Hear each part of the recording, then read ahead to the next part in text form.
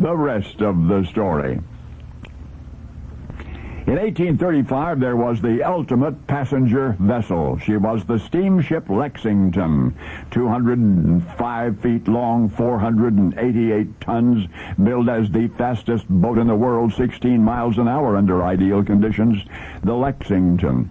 The route was Long Island Sound between New York City and Providence, Rhode Island. For 4 years, she outran all of her competition, and in 1839, builder-owner Cornelius Vanderbilt sold her to the Boston and New York Transportation Company at a profit to himself of nearly $20,000. Vanderbilt's sale was well-timed, if unwittingly so, for on the evening of January 13, 1840, a fire broke out aboard the Lexington, and she was 2 miles from shore. Only a handful survived, clinging to cotton bales in the icy waters. The rest, an estimated 136, either burned to death or drowned. Next day, New York newspapers shouted tragic headlines and sensational eyewitness accounts, but it was the New York Sun which published an extra 3 days after the Lexington disaster, and that edition is widely regarded as the first illustrated extra in the history of journalism. I say the first illustrated extra. It included 7 columns of detailed description and a vivid lithograph, a print of a burning ship.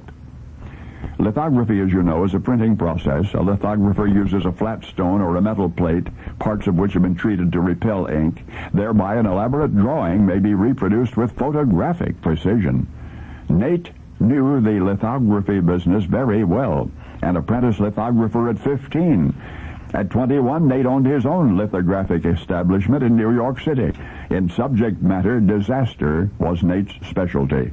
He satisfied the public's morbid curiosity much in the same way the yellow tabloids do today, by depicting the gutted remnants of hotel holocausts and various scenes of great destruction.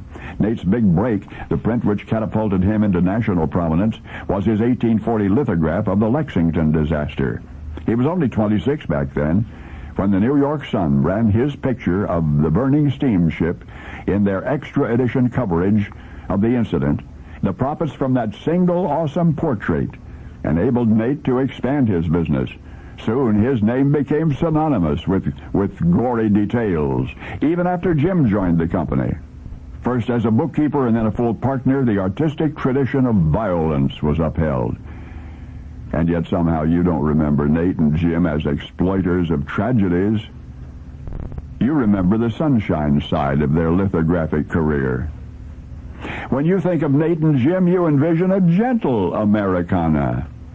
You think of a wistful blur of swirling snow and kittens and puppies and hearth and home and Christmas card settings of long ago. So let it be said of us all that future generations may smile to recall our friendlier deeds, more than they will dwell on the gloom which seems sometimes to fascinate us.